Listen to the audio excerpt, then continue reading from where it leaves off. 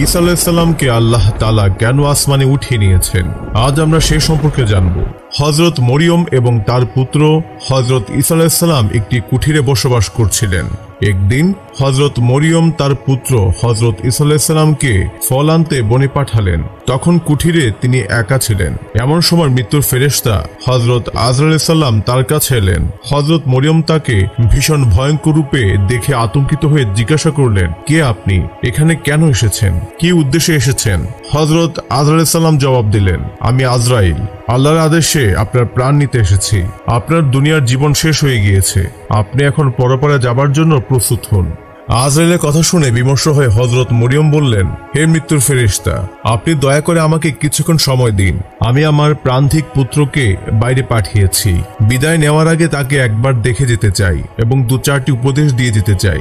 দয়া করে তাকে ফিরে আসা পর্যন্ত সুযোগ দিন, তারপর না হয় আমার প্রাণ নিয়ে নিবেন। হযরত আজরাইল আলাইহিস সালাম বললেন, হে ঈসার জননী, আমি এক মুহূর্ত দেরি করতে পারবো না, কারণ আল্লাহ তাআলা নির্ধারিত বিধান অনুযায়ী প্রতিটি প্রাণীর মৃত্যুর জন্য নির্দিষ্ট সময় আছে।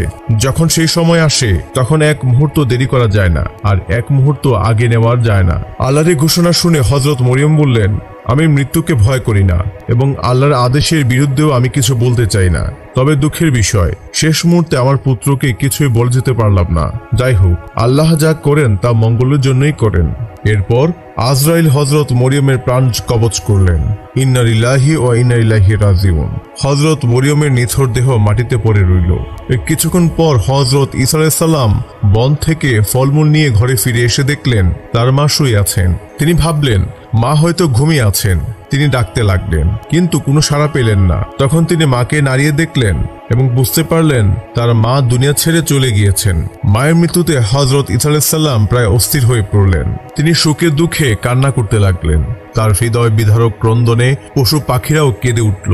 কিছুক্ষণ পর তিনি নিজেকে সামনে নিলেন এবং মায়ের দাফনের ব্যবস্থা করতে মনোযোগ দিলেন। কিন্তু মা পুত্র এমন জায়গায় বসবাস করতেন যেখানে কোনো লোকালয় ছিল না।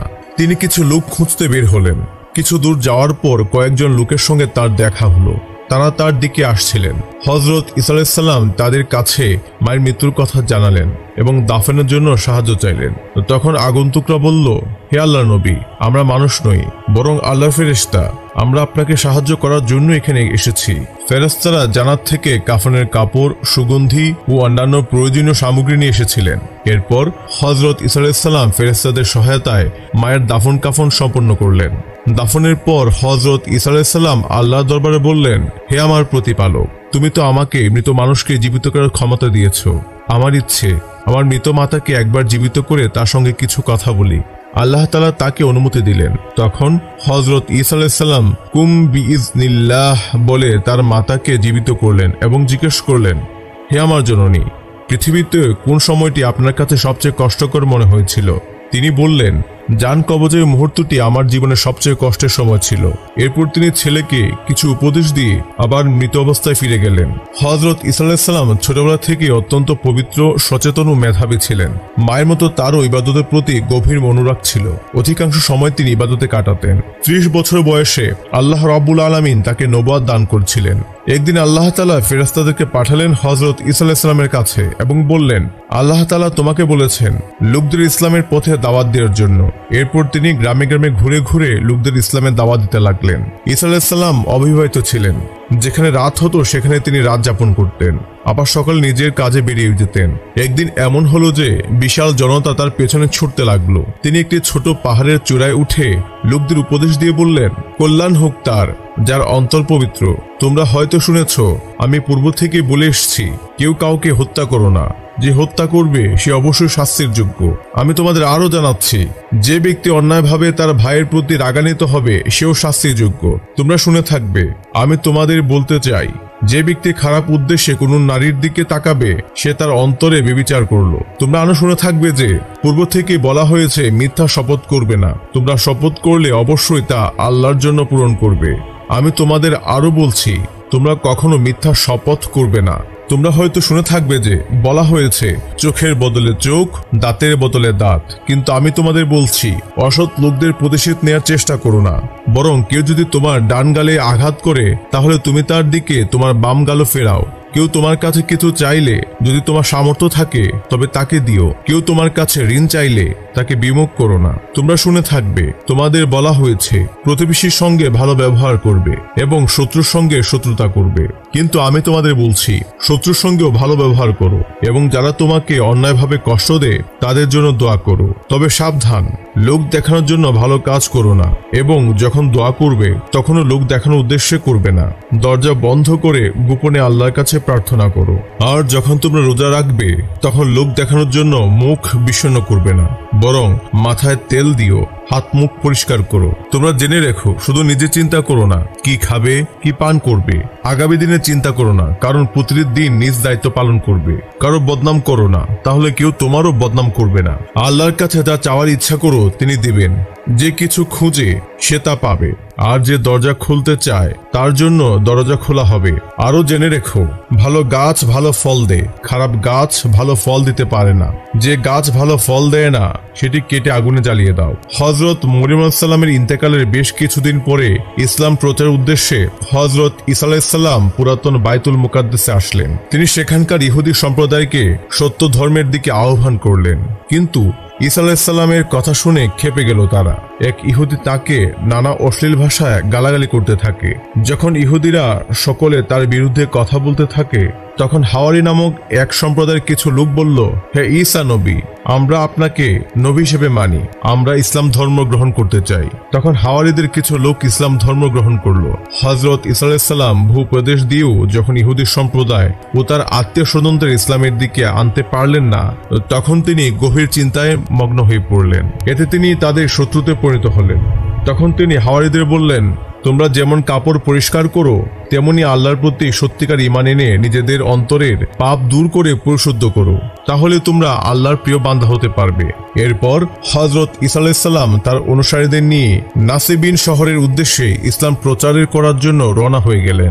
যথাসময়ে তিনি উক্ত শহরের নিকটে পৌঁছে তার অনুসারীদের লক্ষ্য করে বললেন, তোমাদের মধ্যে এমন কে আছে যার ঈমান দৃঢ় এবং যে রাজ্যের ভেতর গিয়ে ঘোষণা করতে পারবে আল্লাহর নবী হযরত ঈসা আলাইহিস সালাম আগমন করেছেন?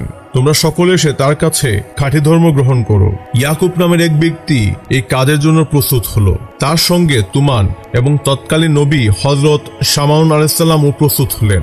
তিনজন একসঙ্গে যাত্রা শুরু করলে হযরত ঈসা আলাইহিস সালাম বললেন, ইয়াকুব অবশ্যই সবার আগে আমার নির্দেশ পালন করতে এগিয়ে এসেছে, কিন্তু মনে হচ্ছে সে আমাকে ছেড়ে পালিয়ে যাবে।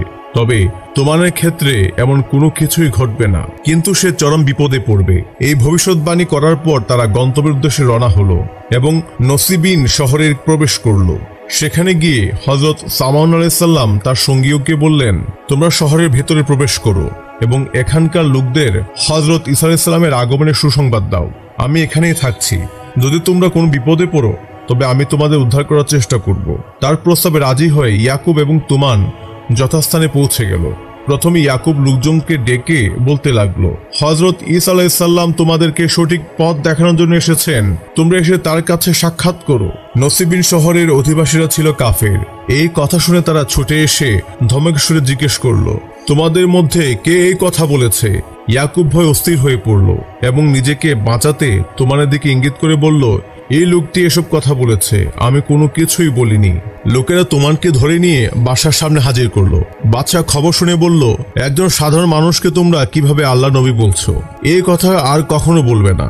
আর যদি স্বীকার করো যে এ কথা আর বলবে না তাহলে তোমাকে ক্ষমা করা হবে, কিন্তু যদি তা না করো তবে কঠোর শাস্তি ভোগ করতে হবে। তোমার বাদশার কথা একটু ভীত না হয়ে বললেন, বাদশা, তুমি আমার যা ইচ্ছে করতে পারো, কিন্তু আমি কখনোই আমার বিশ্বাস থেকে ফিরে আসব না। বাদশা রেগে গিয়ে আদেশ দিল, এর চোখ উপড়ে ফেলো, হাত পা কেটে কদর্য স্থানে ফেলে দাও। বাদশার এই নির্দেশ কার্যকর হলে হযরত শামাউন খবর পেয়ে বাদশার দরবারে উপস্থিত হলেন এবং বললেন, জাহাপনা, আপনি যদি অনুমতি দেন তাহলে আমি তুমানের সঙ্গে কথা বলে শুনে আসি সে হযরত ঈসা আলাইহিস সালাম সম্পর্কে আর কি বলে। বাদশা অনুমতি দিল এবং তার সঙ্গে কিছু লোকও পাঠালো। শামাউন তাদের নিয়ে তুমানের কাছে গেলেন এবং বললেন, তুমি যে ঈসাকে আল্লাহ নবী বলছো তার কি কোনো নির্দেশনা আছে যা দেখলে তার নবুয়তের ব্যাপারে আমাদের সন্দেহ দূর হবে? তুমান বলল, তার অলৌকিক ক্ষমতার ফলে অন্ধ, পঙ্গু ও অন্যান্য জটিল রোগে আক্রান্ত ব্যক্তিরা আরোগ্য লাভ করতে পারে। শামাউন বললেন, এমন কাজ তো চিকিৎসকরাও করে থাকেন, অন্য কোনো নিদর্শন থাকলে বলো। তুমান বলল, লোকজন ঘরে কি লুকিয়ে রেখেছে, তারা কি খায়, হযরত ঈসা আলাইহিস সালাম বাইরে বসে তা বলে দিতে পারেন। সামান বললেন, কিছু দক্ষ গণকও এমন অনুসন্ধান করতে পারে, এটি নবুয়াতের নিদর্শন নয়, অন্য কিছু থাকলে বলো। তুমান বলল, হযরত ঈসা আলাইহিস সালাম মাটি দিয়ে পাখি তৈরি করে তাতে ফুঁক দিলে তা জীবিত হয়ে উড়ে বেড়ায়। সামান বললেন, কিছু জাদুকরও এমন করে দেখাতে পারে, যদি অন্য কোনো অলৌকিক ঘটনা থাকে তাহলে তা বলতে পারো। তুমান বলল, হযরত ঈসা আলাইহিস সালাম আল্লাহর আদেশে মৃত ব্যক্তিকে জীবন দান করতে পারেন। এই কথা শুনে সামন বাদশার কাছে ফিরে গিয়ে বললেন, তোমার আমাকে হযরত ঈসা আলাইহিস সালামের এসব অলৌকিক ক্ষমতার কথা বলেছে, এমনকি তিনি আল্লাহর হুকুমে মৃত ব্যক্তিকেও জীবিত করতে পারেন। যদি এ কথা সত্য হয় তাহলে নিশ্চয়ই তিনি আল্লাহর নবী, তাতে আর কোনো সন্দেহের অবকাশ নেই। জাদুকরেরা অনেক কিছু দেখাতে পারে, কিন্তু তারা কখনোই মৃত ব্যক্তিকে জীবিত করতে পারে না। তখন বাদশা বললেন, ঈসাকে আমার দরবারে নিয়ে এসো, যদি দেখা যায় যে সত্যি সে মৃত ব্যক্তিকে জীবিত করতে পারে তাহলে আমি তাকে সত্য নবী হিসেবে মেনে নিব। হযরত সামান আলাইহিস সালাম তখন হযরত ঈসা আলাইহিস সালামের কাছে গেলেন এবং তাকে নিয়ে বাদশার দরবারের উদ্দেশ্যে রওনা হলেন। পথে তিনি বললেন, হে আল্লাহ নবী, আপনাদের সব মুজিজার কথা বাদশার কাছে বলা হয়েছে, সেগুলো অবশ্যই তার সামনে দেখাতে হবে, নতুবা সে আপনাকেও আমাকে হত্যা করতে পারে। হযরত ঈসা আলাইহিস সালাম বললেন, আগে বলো কি নিদর্শন দেখাবো। সামান বললেন, বাদশা তোমার চোখ তুলে ফেলেছে এবং তার হাত পা কেটে দিয়েছে, প্রথমে তাকে সুস্থ করতে হবে, তারপর বাদশাহের নিদর্শন দেখতে চান তা দেখাতে হবে। হযরত ঈসা আলাইহিস সালাম তুমানের কাছে গেলেন এবং আল্লাহর নাম নিয়ে তার হাত দিয়ে তুমানের হাত পা ও চোখ স্পর্শ করলেন। সঙ্গে সঙ্গে তার কাটা হাত পা ও উপরে ফেলা চোখ আগের মতো ঠিক হয়ে গেল। এরপর হযরত ঈসা আলাইহিস সালাম সামনের সঙ্গে বাদশার দরবারে এলেন। সেখানে তিনি একে একে সব অলৌকিক নিদর্শন প্রদর্শন করলেন। নসিবিন শহরের অসংখ্য রোগীকে তিনি আল্লাহর ইচ্ছায় মুহূর্তের মধ্যে সুস্থ করে দিলেন। এরপর দরবার লোকেরা বলল, এ পর্যন্ত আমরা যা দেখেছি তা কোনো দক্ষ জাদুকরও তো করতে পারে, কিন্তু তারা কোনো মৃত মানুষকে জীবিত করতে পারে না, তুমি কি তা করতে পারবে? হযরত ঈসা আলাইহিস সালাম বললেন, আল্লাহর হুকুম হলে আমি তাও করতে পারবো। তখন তারা সবাই হযরত ঈসা আলাইহিস সালামকে নিয়ে একটি পুরনো কবরস্থানে গেলেন। সেখানে নবী নূহ আলাইহিস সালামের পুত্র শামের কবর ছিল। লোকেরা বলল, এই কবরের মৃত ব্যক্তিকে জীবিত করে দেখাও। হযরত ঈসা আলাইহিস সালাম কবরের কাছে গিয়ে প্রথমে 2 রাকাত নামাজ আদায় করলেন। তারপর তিনি আল্লাহর দরবারে মুনাজাত করলেন, হে সর্বশক্তিমান আল্লাহ, তুমি তোমার অসীম ক্ষমতায় এই কবরের মৃত ব্যক্তিকে জীবিত করো, যাতে লোকেরা তোমার ক্ষমতার নিদর্শন দেখতে পারে। হযরত ঈসা আলাইহিস সালাম মুনাজাত শেষ করা মাত্রই কবরটি ফেটে গেল এবং ভেতর থেকে চুল দাড়িওয়ালা একজন লোক বেরিয়ে এলো। তিনি উঠে প্রথমেই হযরত ঈসা আলাইহিস সালামকে সালাম করলেন এবং বললেন, হে লোকেরা, তোমরা জেনে রেখো এই ব্যক্তি আল্লাহর নবী হযরত ঈসা আলাইহিস সালাম, তোমরা তার প্রতি ঈমান আনো এবং তার অনুসরণ করো। এই ব্যক্তি ছিলেন নবী নূহ আলাইহিস সালামের পুত্র শাম। হযরত ঈসা আলাইহিস সালাম তাকে জিজ্ঞেস করলেন, হে শাম, তোমাদের যুগে তো মানুষের চুলদাড়ি সাদা হতো না, অথচ তোমার চুলদাড়ি এত সাদা কেন? শাম উত্তর দিলেন, হে আল্লাহর নবী, আমি জানতাম যে কিয়ামতের আগে আপনি পৃথিবীতে আসবেন। আমি যখন কবরে আপনার আওয়াজ শুনলাম তখন মনে করলাম কিয়ামত এসে গেছে। কিয়ামতের ভয় ও বিচারের আতঙ্কে মুহূর্তের মধ্যে আমার চুলদাড়ি সাদা হয়ে গিয়েছে। হযরত ঈসা আলাইহিস সালাম আবার জিজ্ঞেস করলেন, শাম, তুমি কি বলতে পারবে কত বছর আগে তোমার মৃত্যু হয়েছিল? শাম বললেন, 4000 বছর আগে আমি দুনিয়া ত্যাগ করেছি। হযরত ঈসা আলাইহিস সালাম বললেন, তুমি কি চাও আবার দুনিয়া ফিরে আসতে? চাইলে আমি আল্লাহর কাছে দোয়া করব যাতে তুমি আবার এখানে জীবনযাপন করতে পারো। শাম বললেন, না হে আল্লাহর নবী, আমি চাই না, দুনিয়া তো স্থায়ী বাসস্থানের জায়গা নয়, কয়েকদিন পর আবার আমাকে এখানে চলে আসতে হবে, তাহলে কিছু দিনের জন্য ফিরে গিয়ে লাভ কি? বরং আপনি আমার জন্য দোয়া করুন যাতে আল্লাহ রহমত আমার উপর সবসময় বর্ষিত হয়। এরপর কিছুক্ষণ কথা বলার পর শাম আবার কবরে চলে গেলেন এবং সঙ্গে সঙ্গে কবরটি আগের মতো হয়ে গেল। নসিবিন শহরের বাদশা ও তার সাধারণ লোকজন এই অলৌকিক ক্ষমতা প্রত্যক্ষ করল। তারা সবাই একযুগে হযরত ঈসা সালামের উপর ঈমান আনলো এবং সত্য ধর্ম গ্রহণ করলো। যখন ইহুদিরা দেখলো যে দিন দিন হযরত ঈসা আলাইহিস সালামের শিষ্য ও ভক্তদের শক্তি বাড়ছে এবং সাধারণ মানুষের মধ্যে তার সুনাম বৃদ্ধি পাচ্ছে, তখন তাদের মনে হিংসার আগুন জ্বলে উঠল। তারা ভাবল, হযরত ঈসা আলাইহিস সালামকে হত্যা করা ছাড়া আর কোনো উপায় নেই তাদের। তারা সিদ্ধান্ত নিল যে বাদশাকে তার বিরুদ্ধে উস্কে দিতে হবে, যেন সে নিজেই ঈসাকে হত্যা করে। সে সময়কার গভর্নর ছিল এক ইহুদি ব্যক্তি, যার নাম ছিল ফালাতিস। ইহুদিরা গভর্নরের দরবারে গিয়ে বলল, এই ঈসা শুধু আমাদের জন্য নয়, তোমার রাজ্যের জন্য ভয়ঙ্কর হয়ে উঠেছে। যদি তাকে শেষ করা না যায় তাহলে শুধু আমাদের ধর্মই ধ্বংস হবে না, বরং তোমার রাজত্ব শেষ হয়ে যাবে। সে অলৌকিক কিছু দেখিয়ে সাধারণ মানুষকে বিভ্রান্ত করছে এবং তার মূল উদ্দেশ্য হচ্ছে বনী ইসরায়েলদের রাজা হওয়া। যদি এখনই তাকে থামানো না যায় তাহলে পরে কিছুই করা সম্ভব হবে না। গভর্নর ফালাতিস তাদের চক্রান্ত পড়ে গেল এবং হযরত ঈসা আলাইহিস সালামকে আটক করার আদেশ দিল। এরপর সে বলল, তোমরা কি করেছো? এই ঈসা অলৌকিক কিছু দেখিয়ে সাধারণ মানুষকে আকৃষ্ট করেছে। যদি আমরা তাকে ছেড়ে দেই তাহলে সবাই তার অনুসারী হয়ে যাবে এবং তারা এসে আমাদের দেশ দখল করে নেবে। তখন ইহুদিদের নেতা কাইফা বলল, তুমি কি কিছুই জানো না, বুঝো না? আমাদের সবাইকে বিপদে ফেলার চেয়ে একজনকে মেরে ফেলা ভালো নয় কি? হযরত ঈসা আলাইহিস সালাম যখন ইহুদিদের এই ষড়যন্ত্রের কথা জানতে পারলেন তখন তিনি তার ভক্ত শিষ্যদের ডেকে বললেন, তোমরা বনী ইসরায়েলের ভয়ঙ্কর পরিকল্পনার কথা জানো কি? এখন মহা পরীক্ষার সময় এসে গিয়েছে। কে আছো যে আল্লাহর দ্বীনের জন্য আমাকে সাহায্য করবে? শিষ্যরা সবাই একসঙ্গে বলল, আমরা একমাত্র আল্লাহ তাআলা ইবাদত করি। আমরা আল্লাহর কিতাবের এবং তার পাঠানো নবীদের প্রতি বিশ্বাসী। এরপর হযরত ঈসা আলাইহিস সালাম পাহাড়ে একটি গুহায় আত্মগোপন করলেন। এ সময় আল্লাহ তার কাছে ওহী পাঠিয়ে জানালেন, হে ঈসা, আমি শিগগিরই তোমাকে আকাশে তুলে নেব। ঈসা আলাইহিস সালাম তার শিষ্যদের ডেকে এই সংবাদ জানালেন। তারা এই কথা শুনে খুব দুঃখ পেলেন এবং কাঁদতে লাগলেন। তখন হযরত ঈসা আলাইহিস সালাম বললেন, তোমরা এখন আমার বিচ্ছেদের কথা ভেবে কাঁদছো, কিন্তু যখন শত্রুরা আমাকে হত্যা করার জন্য আক্রমণ করবে তখন তোমরাও আমাকে ছেড়ে পালিয়ে যাবে। শিষ্যরা বলল, হে আল্লাহর নবী, যতক্ষণ আমাদের দেহে প্রাণ আছে ততক্ষণ প্রাণপণে চেষ্টা করবে আপনাকে রক্ষা করতে, ইনশাআল্লাহ। এ সময় হযরত ঈসা আলাইহিস সালাম তার প্রধান শিষ্য সামাউনের দিকে তাকিয়ে বললেন, হে সামাউন, তুমি শিষ্যদের নেতা এবং আমার সবচেয়ে প্রিয় অনুসারী, কিন্তু বিপদের সময় তুমি আমাকে ছেড়ে চলে যাবে। পরবর্তী সময়ে যখন শিষ্যরা নিশ্চিত হলো যে ঈসা আলাইহিস সালাম আকাশে উঠে যাবেন তখন তারা জিজ্ঞেস করলো, হে নবী, আপনার পরে কি আপনার মতো আর কোনো নবী আসবেন? হযরত ঈসা আলাইহিস সালাম বললেন, হ্যাঁ, মক্কা নগরীতে কুরাইশ বংশে একজন নবী জন্মগ্রহণ করবেন যার নাম হবে মুহাম্মদ। তিনি আমার চেয়ে সম্মানিত এবং মর্যাদা সম্পন্ন হবেন। আদম আলাইহিস সালাম থেকে শুরু করে আমি ঈসা আলাইহিস সালাম পর্যন্ত যত নবী এসেছেন তিনি সবার চেয়ে শ্রেষ্ঠ হবেন। আমাদের সবাইকে তার আগমনের সুসংবাদ দিতে বলা হয়েছে, কারণ তিনি শেষ নবী, সকল নবীর নেতা। তিনি আরো বললেন, শেষ নবী উম্মতের মধ্যে এমন অনেক আলেম থাকবেন যার মর্যাদার দিক দিয়ে বনী ইসরাইল নবীদের সমান হবে। এরপর তিনি শিষ্যদের উপদেশ দিয়ে বললেন, আমি তোমাদের শেষবারের মতো উপদেশ দিচ্ছি, যখন শেষ নবী পৃথিবীতে আসবেন তখন তোমরা তার কাছে আমার সালাম পৌঁছে দিবে। আমি তোমাদের জন্য সামনকে নেতা বা খলিফা নিযুক্ত করে যাচ্ছি, তোমরা তার আদেশ মেনে চলবে। শিষ্যরা সবাই সম্মতি জানালো। এরপর হযরত ঈসা আলাইহিস সালাম বললেন, আমি চলে যাওয়ার পর আল্লাহ তোমাদের এমন জ্ঞান দেবেন যাতে তোমরা বিভিন্ন জাতির ভাষা বুঝতে পারবে। তখন তোমরা মানুষকে সত্যের পথে ডাকবে এবং যখন শেষ নবী আসবেন তখন তার অনুসরণ করবে। অন্যদিকে ইহুদিরা হযরত ঈসা আলাইহিস সালামকে হত্যার জন্য গোপনে ষড়যন্ত্র করতে লাগলো। তখন আল্লাহ ওহীর মাধ্যমে হযরত ঈসা আলাইহিস সালামকে জানালেন, হে প্রিয় নবী, শত্রুদের হাত থেকে আমি শিগগিরই তোমাকে আকাশে তুলে নিব।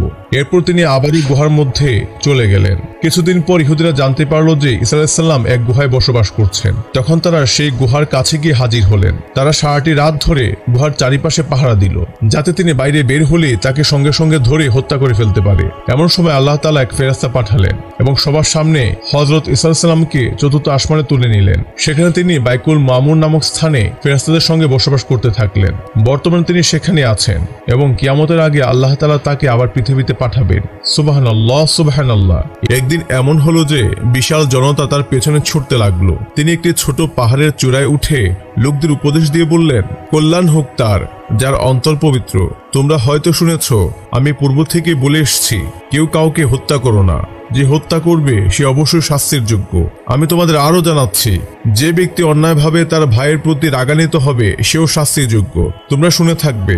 আমি তোমাদের বলতে চাই, যে ব্যক্তি খারাপ উদ্দেশ্যে কোনো নারীর দিকে তাকাবে সে তার অন্তরে ব্যভিচার করলো। তোমরা আরো শুনে থাকবে যে পূর্ব থেকে বলা হয়েছে মিথ্যা শপথ করবে না। তোমরা শপথ করলে অবশ্যই তা আল্লাহর জন্য পূরণ করবে। আমি তোমাদের আরো বলছি, তোমরা কখনো মিথ্যা শপথ করবে না। তোমরা হয়তো শুনে থাকবে যে বলা হয়েছে চোখের বদলে চোখ, দাঁতের বদলে দাঁত, কিন্তু আমি তোমাদের বলছি, অসৎ লোকদের প্রতিশোধ নেয়ার চেষ্টা করো না।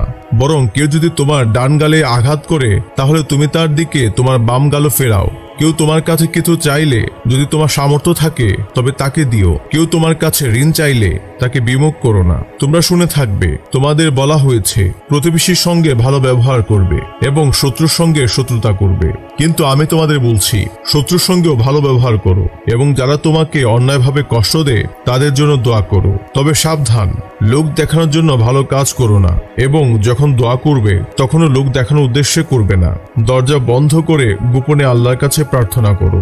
আর যখন তোমরা রোজা রাখবে তখন লোক দেখানোর জন্য মুখ বিষণ্ণ করবে না, বরং মাথায় তেল দিও, হাত মুখ পরিষ্কার করো। তোমরা জেনে রেখো, শুধু নিজে চিন্তা করো না কি খাবে কি পান করবে, আগামী দিনে চিন্তা করো না, কারণ প্রতিটি দিন নিজ দায়িত্ব পালন করবে। কারো বদনাম করো না, তাহলে কেউ তোমারও বদনাম করবে না। আল্লাহর কাছে যা চাওয়ার ইচ্ছা করো তিনি দিবেন।